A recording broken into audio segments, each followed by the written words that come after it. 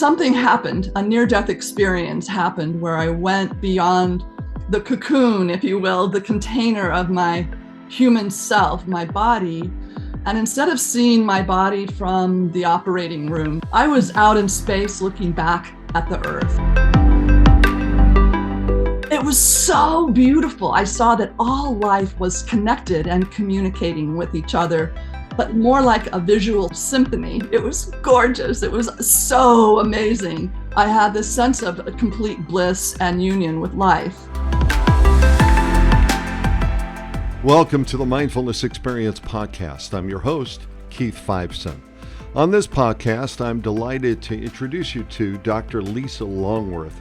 We had a lovely conversation about her background. She's a pioneer in creative transformation since 1986. In private practice, she has worked with thousands of clients and is an expert in helping busy people overcome obstacles and achieve their dreams. So, whether you're looking to make positive changes in your life or simply seeking inspiration and guidance on your journey towards happiness, Dr. Longworth's innovative Cocoon to Butterfly program can help you achieve your goals. Through the Cocoon to Butterfly transformative program, she guides her clients through a process of deep self-exploration and empowerment that ultimately helps them uncover their true potential and become the best versions of themselves. So, if you're looking for guidance and support for your growth on your journey, don't hesitate to tune in to the Mindfulness Experience podcast and hear from Dr. Lisa Longworth herself. Please welcome Dr. Lisa Longworth.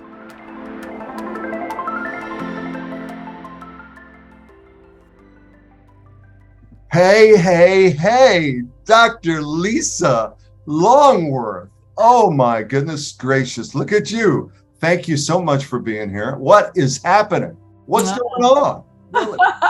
I'm in joy to be with you, Keith. Thank you for the invitation. Joy, J-O-Y. Well, someone said joy is really it's not the absence of pain, sorrow, or misery. It's the presence of pain, sorrow, and misery in the midst of happiness. Ooh. Really seeing that there is both and, right? I love that. Yes. Yeah, isn't that sweet? I've always loved that. I've loved that phrase. But I'm so excited to have you here because you are a transpersonal therapist. You're someone who writes about transformation. You're at the epicenter of spirituality and imagery, certainly when it comes to transformation from being in the cocoon, yes, or from the caterpillar to yes, the cocoon to the butterfly. So, why is this topic important for you and for others? Like, what do you do and what does this mean? And, okay, you're a transpersonal therapist. What's that in respect to this as well? Yes. Well, I might share just a little bit of my background. Oh, your story's great. Yeah. Well, so I had a thriving business that I started when I was 15. And by the time I was 19, I was on top of my game in many ways of traditional cultural success. But then I got sick, very sick. And it turned out I had a life-threatening brain tumor. And I had the gift, the grace, if you will, of having a team of brain surgeons that worked on me. And I made medical history at the time because I survived the surgery. However, what has inspired my life ever since then was being able to, something happened, a near-death experience happened where I went beyond the cocoon, if you will, the container of my human self, my body. And instead of seeing my body from the operating room, which sometimes happens, I was out in space looking back at the earth. And it was so beautiful. I saw that all life was connected and communicating with each other, but more like a visual symphony. It was gorgeous. It was so amazing. And then I had this sense of a complete bliss and union with life. When I came back, however, I found as I recovered, I had this passion to want to share the experience with others. However, when I tried to, all I felt was disconnection. And so I shut it down. Mm. And then my journey continued. Mm. Mm. So from the viewpoint of near-death experiences, I mean, many people have them. It's well documented. And it's something that from a transformational viewpoint, really in so many cases, people, wake up and they've seen the light, so to speak. That's what, I've seen the light, and they have this perspective of themselves as not only, individuals with egos and past histories and so on and so forth, but they see themselves interconnected with a lot of other people and the world itself. Is that what happened from you looking back? Absolutely. I mean, I think I was in it, that wonderful connectedness of life. And ever since that experience, there's also been a passion in me. It's like a flame in my heart that will not burn out, because I think we all need to connect to life, fully connect to life. And I think we're in this incredible time of breakdown with the possibility to break through. And so the cocoon to butterfly metaphor that came through me when I was in conversation with my mentor, Dr. Jonas Salk, was the first discoverer of this vaccine. It was whispered to me by life, when I was talking about what am I supposed to do with my life, and I heard cocoon to butterfly. And then after that, I got a master's and a PhD, and I had opportunity to do a lot of artwork where these symbols and metaphors spontaneously came out of the creative process, which then allowed me to be able to tell a story and finally belong, if you will, more after 5 years of keeping that experience that was so profound and life-changing. I was able to express it through art and story. And once I did that, then there was an opportunity to help other people do the same, to be fully alive. So this sense of service, the sense of wanting to go ahead and help others to move into a transformational state, this really has been much of your life work since you had this wake-up call, the sense of interconnectedness, and the sense of really wanting to be of service and to go ahead and help people. Now, you've written this incredible book, Cocoon to Butterfly.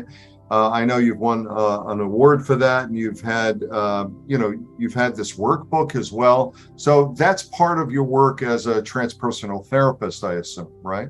Absolutely. After decades, over 30 years of working with people one-on-one and teaching at the university level, and also working with masters and PhD students in their programs to help them complete them, I found I wanted to go beyond one-on-one. So I created the first book, Cocoon to Butterfly, Creative Midlife Change, which has been published in other countries. It's a best-selling book in India for whatever reason. I love that. It's fantastic. But the idea is basically the metaphor itself is powerful. And I believe metaphors are extremely powerful because they take something that's known and they explain the unknown through the known. Right. And I think that we can use as a practice, in addition to being to using our meditation practice or our mindfulness practice as a way of being, we can use the images also. We can be present, open, and listening to the world around us, because beauty stops the mind. I mean, that's part of the artistic gift of this incredibly beautiful world that we're in, is that when you connect with beauty, you go into a kind of a verticality that's beyond the horizontal time space, and you go directly into this awe and into this wow, and it just, everything stops and you're present naturally. Right. Describe a sunset. Exactly. Describe a sunrise. You describe a beautiful bird in flight. I mean, it's possible, right? I mean, so to your point, it really does hit that energy center.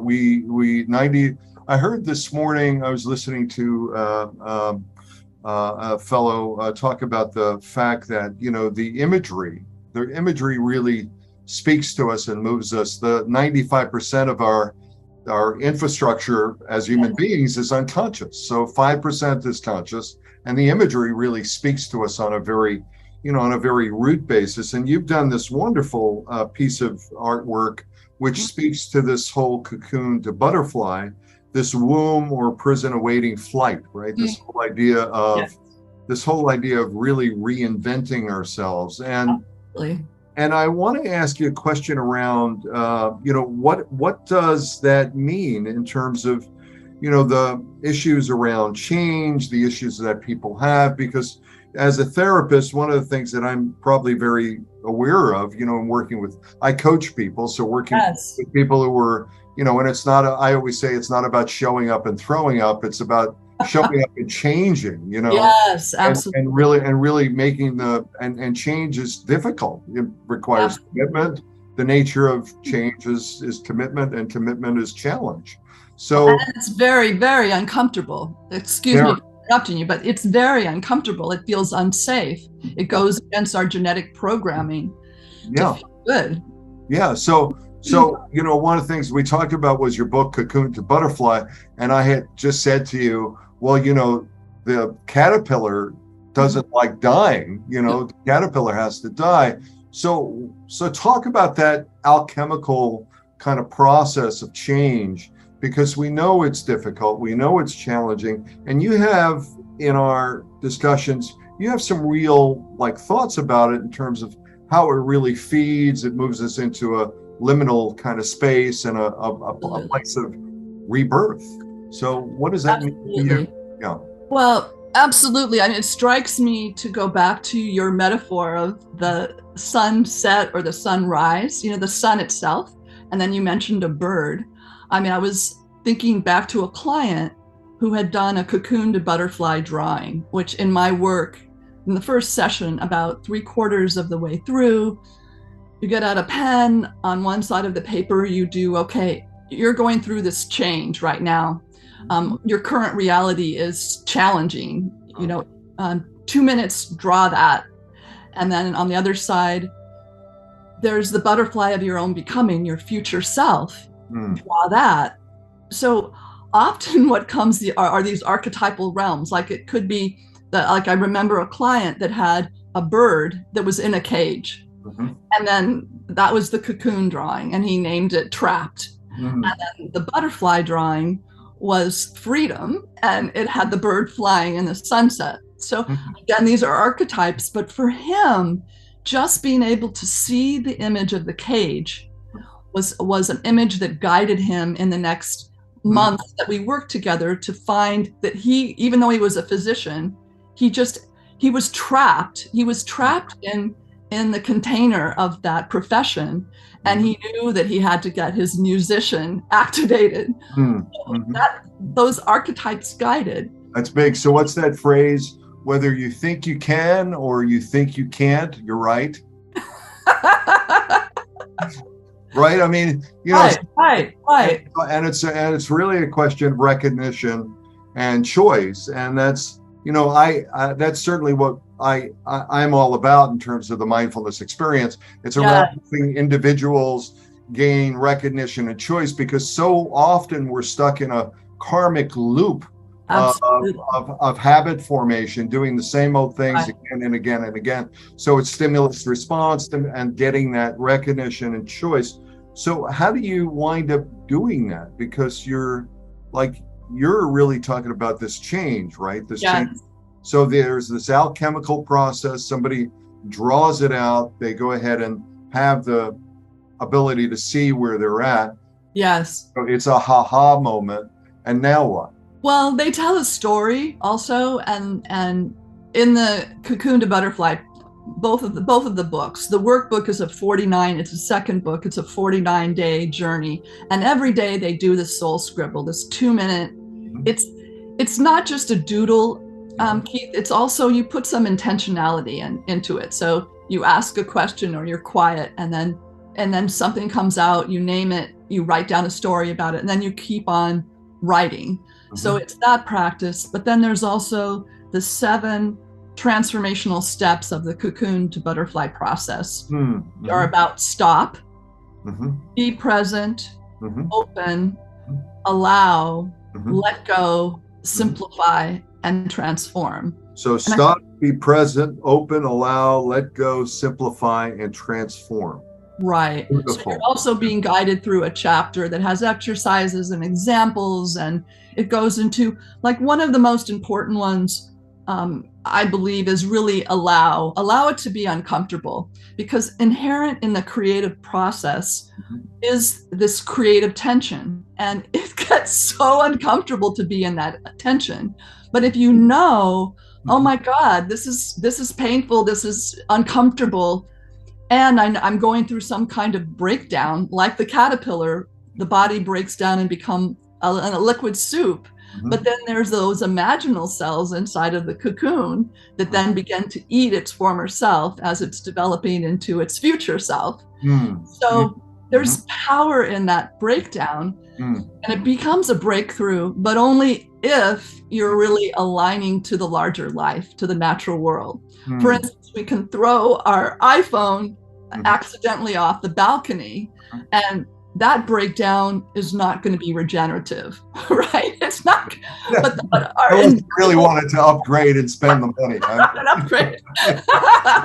Yeah, but inside of our own, the blueprint Right. inside of our soul, our invisible essential self, Mhm. it is more, it's of nature, it's of our own human nature and the larger nature are I one. got to tell you, Lisa, I love the 7 steps, and I really want to make an acronym out of it, because that's just, a mnemonic that helps. Like, we've got RAIN, right? Recognize, accept, integrate, nurture. You've Oh, got STOP, STOP, which is yeah. stop, take a breath, observe, pause, and proceed. Yeah. But yours is so much richer, because I see the stop.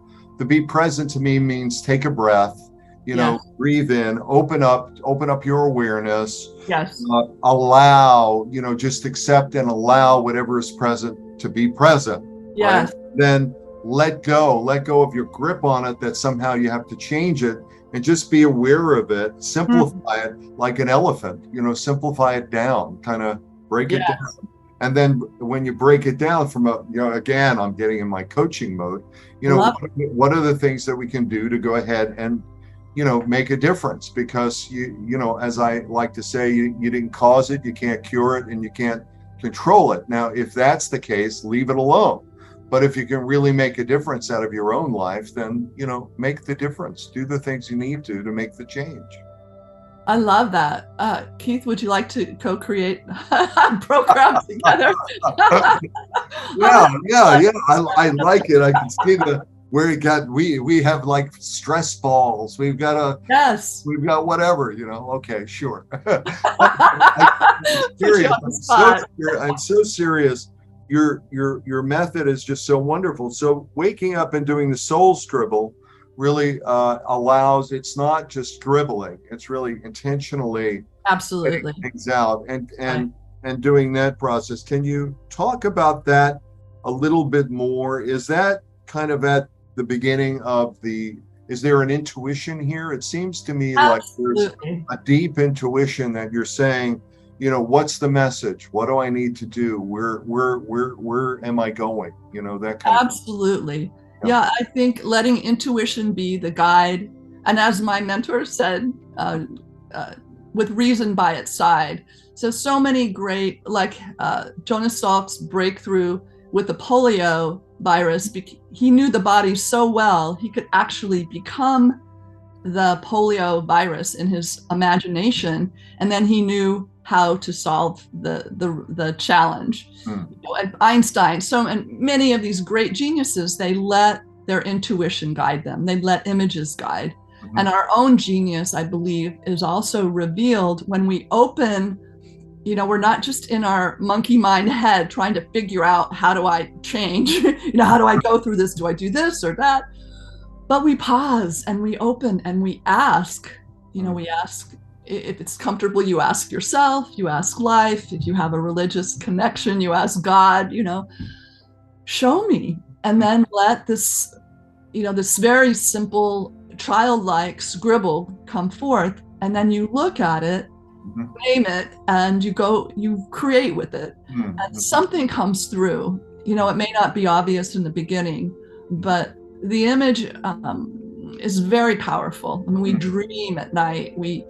I think Aristotle talked about the soul, as the soul as basically it was. The soul doesn't think. He said it in a negative way. He said the soul doesn't think without an image. I mean, I sort of say it in the positive way, but for Aristotle, the soul thought in images, which is interesting. Right. And so as a society, we've gone so far to the other side of the rational mind, and and I think the concretization of ideas and the materialistic, culture that we've got. I mean, it really, it used to be said that the stars guide, but we decide. Ooh, so nice. Being able to, ask the stars, I mean, for whatever the heavens provide, there are galaxies out there. There is, we're getting energy from the stars. I mean, that's where, from the sun, from all of the suns that are around the universe and the galaxies. I mean, that's how we get fed as human beings. So why not ask, and why not ask for that intuition? I think that's so beautiful. You talked about the near-death experiences, and I want to kind of go back to that. I'm a 2-time cancer survivor myself, but I'm just wondering, from your viewpoint, when you go back and you're there, is there some kernel that has stayed with you, sort of, I don't know, like a little atom or a little guide or something? I'm curious, because I think that there are, I don't want to call them spirit guides, but I do think that there is a higher intelligence, a higher aspirant, if you will, that is calling us forward into the world, into service, into being in the world. What is your thought, if we can? I love that. I love how you articulated that. I think that was beautifully done, beautifully expressed. Absolutely. I think, that third step is open. And I think the near-death experience just opened me up. And it's taken years and years of having this direct experience and continuing to have direct experiences, and then integrating them and understanding. That's part of why I got all of the education that I did, because I was very curious, have other people gone through this, and, wanting to also confirm my own direct experience that I'm not alone in this. And I so believe that, that we connect, see the larger intelligence around us, that we have a possibility, as if I go to a more cosmic level, we have a possibility as a human race or a human society or family to survive. I mean, what comes to mind is this gorgeous story from the 2004 tsunami in Indonesia.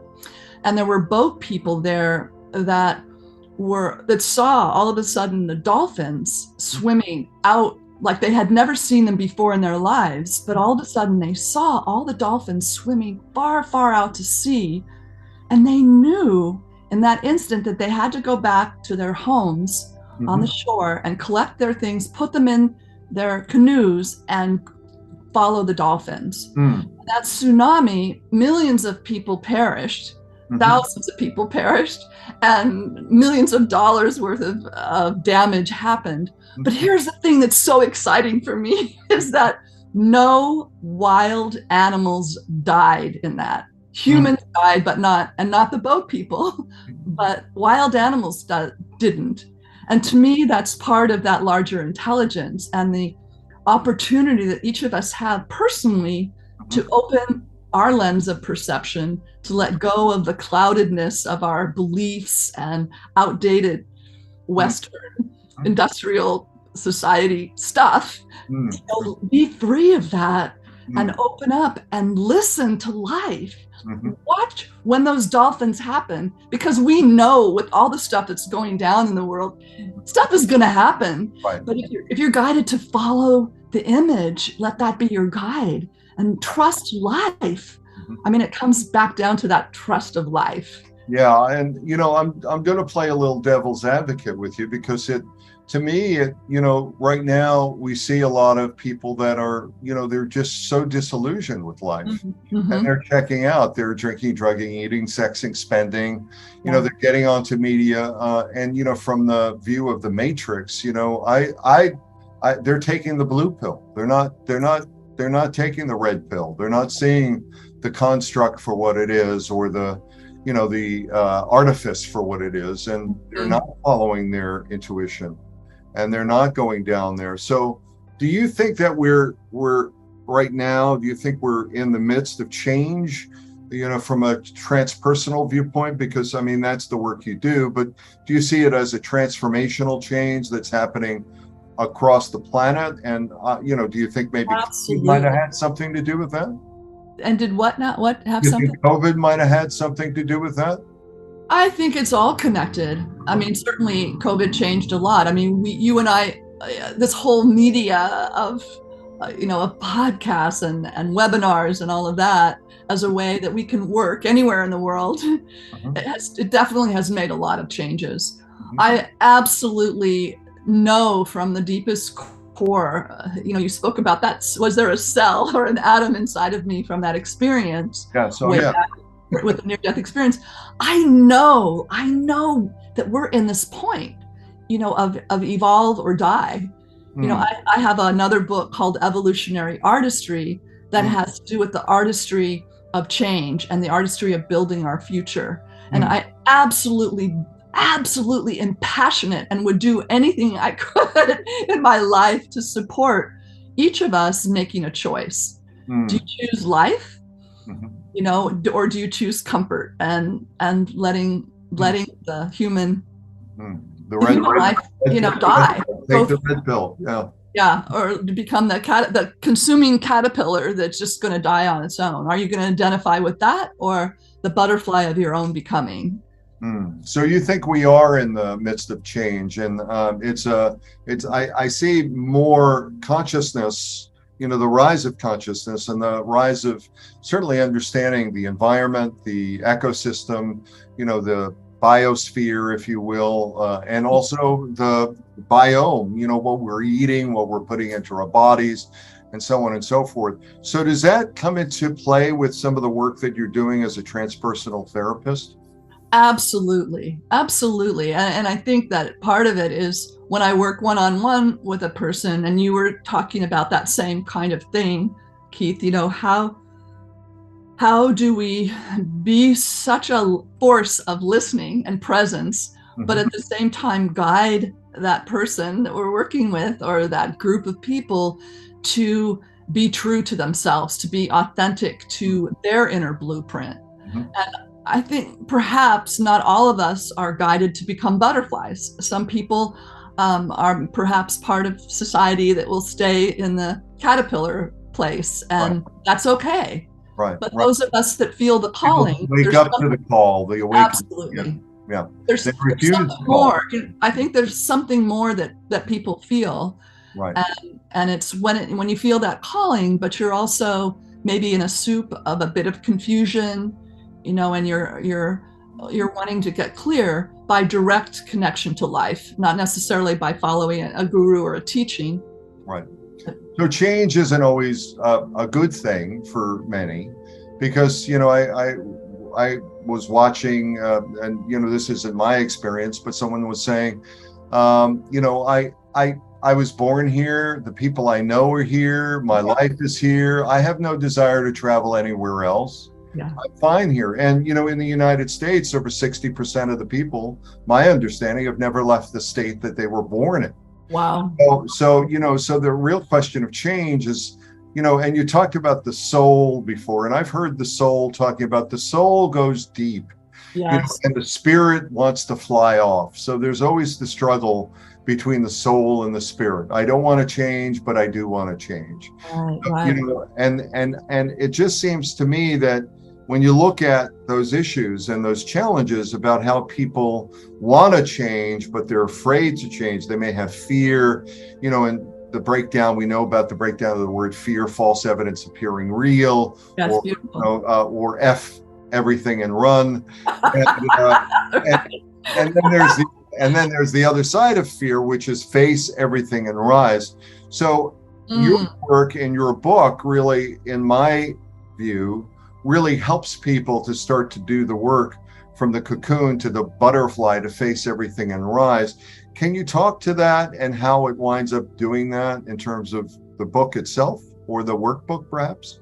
Absolutely. I think that it gives you tools and exercises and a daily practice to do on your own for 49 days, for a period of time where you're not only just doing a journal like a typical writing journal, but you have prompts that are connected to the chapters and the concepts in transformation.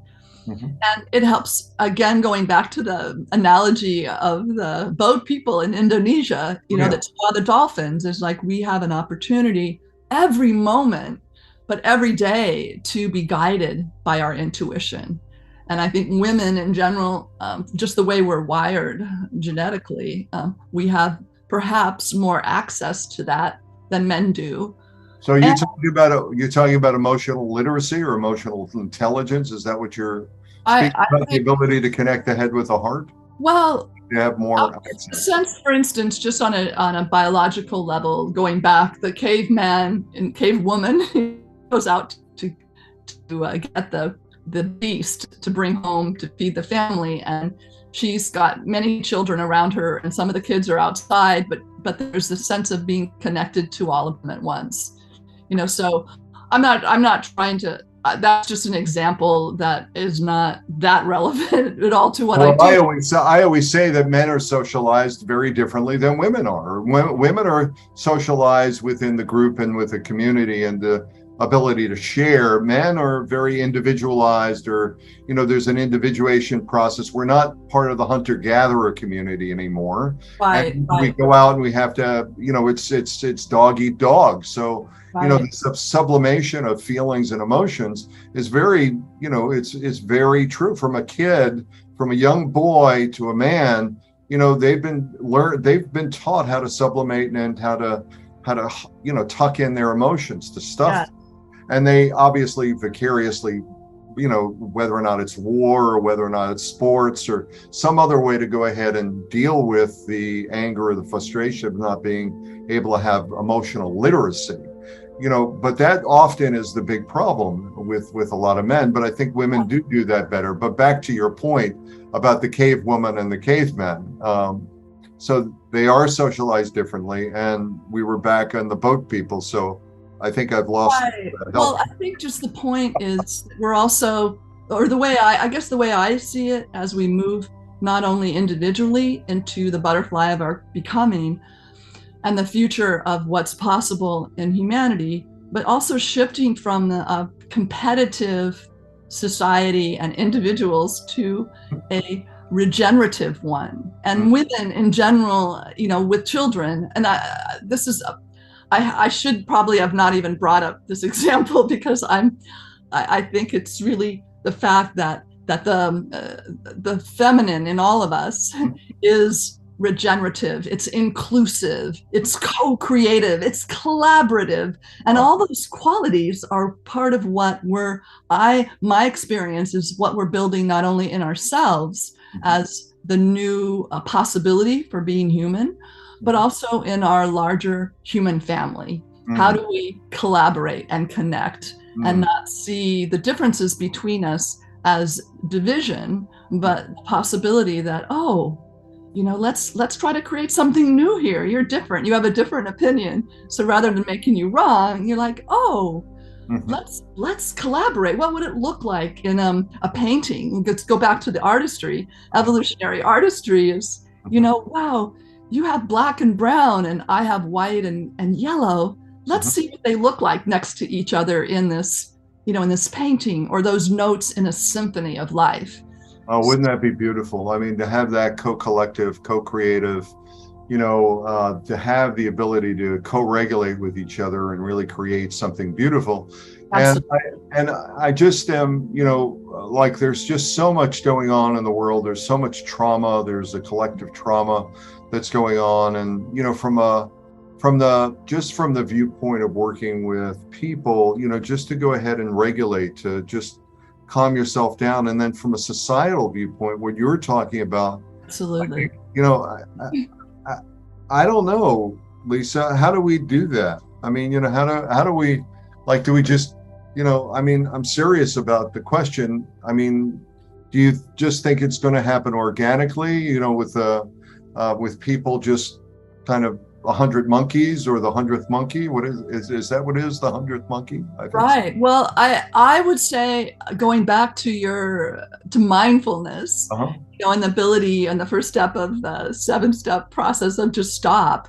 When you witness yourself going into this old story, if you will, or there's all these problems and we're all going to die, or whatever that is just to stop.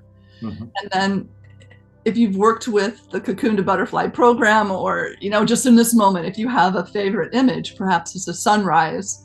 Like, I love when I can get up early enough in the morning to watch the sunrise. It's just one of the highlights of my day. Right. So shifting into that image, or into what I experience in my higher heart, or a way to lift my awareness into a more unitive consciousness, so it's that opportunity, moment to moment, every single day, that we have to shift, to choose a regenerative future for ourselves and for our human family, to choose to be, I'm going to practice today. I'm going to do my creative mindfulness today. I'm going to let the beauty stop me. I'm going to stop for beauty. You're on the freeway and it's like traffic, Stop. How could beauty come into this? And then you remember the sunset, you remember somebody you love, and suddenly you shift. Right. And then you can rise above the traffic and actually see yourself in the traffic, or see everyone and give everyone a big hug and, wish them. I love that. I mean, it's, I had Dr. Joey Weber on the show the other day, and, he wrote a book around equanimity, and the whole idea of equanimity, just having a sense of calm and ease, and recognizing that, that is the space that we're going to be able to invite people into the space, because without that equanimity, we don't give the space for mindfulness or presence, right? Absolutely. That's beautiful. Yeah. And I just think that's wonderful. So I know that, our time is starting to come, closer and closer. And I have so many more things I want to talk to you about. And I'm just trying to figure out how I can go ahead and get the best use of your time. If you were to say to someone, that has experienced trauma firsthand, and they are in the midst of some real challenges or roadblocks, and if you were to, give them, perspective in terms of things that they could do, or challenges that they could make for themselves, what would it be? Would it be the 7 steps, or would it be something different? I'm just wondering, from your view, if you're able to drop something on someone who's listening to this sometime in the future that's challenged. Speak to them for a moment, if you don't mind. Yeah, absolutely. Well, I'll just say that we all have trauma, obviously, in our lives, and it's definitely an opportunity for transformation. The breakdown opens us up to something bigger, and our whole society is going through tremendous trauma as well, and we're healing that, I believe, together. My sense is that it's around, really, for me, as a person being with that other person going through trauma, it's first really being present, really listening and really holding a field of, what I might call love or connection with that person. And I think that it's such a an opportunity that we have, having gone through our own trauma, when it arises, when it does, to simply allow it to be present. I don't know if you've ever heard of Rumi's poem, The Guest House. I love that poem. And we don't have enough time for me to read it. It's in the second book at the very end.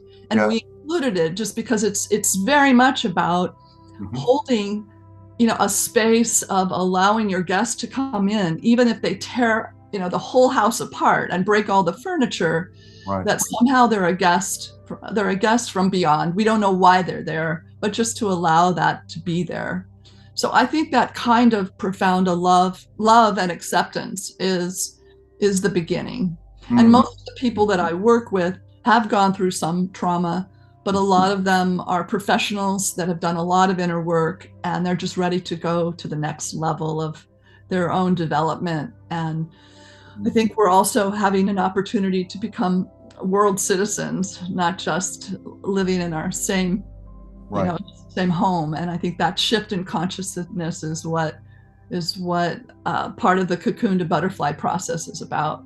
Right. So I love that you brought up Rumi's poem. It's a lot of times we talk about it in mindfulness, just in sitting and allowing not to resist the thoughts, emotions passing through, but to meet them with courage, warmth, and respect, and just to be present to them. But, it's so challenging, isn't it, for some people, because there is that, F everything and run, and, you can't deal with it. And so I often say, it's sort of brake gas. That's beautiful. You don't have to, with trauma, you don't have to go ahead and do everything right away. Just give yourself a break, take a breath, take a walk, move a muscle, change a thought, come back.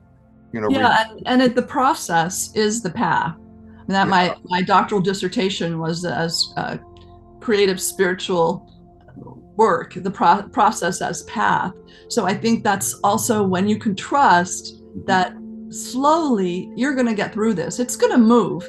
And we're all in this together. We're all dealing with our own issues. And if you're fully alive, you're willing to keep, letting those guests be welcomed inside of your soul. And I love that. So that's very stoic. That's a stoicism kind of line. The challenge is the path, or the process is the path. Wherever the challenge is, you've got to really that's the path.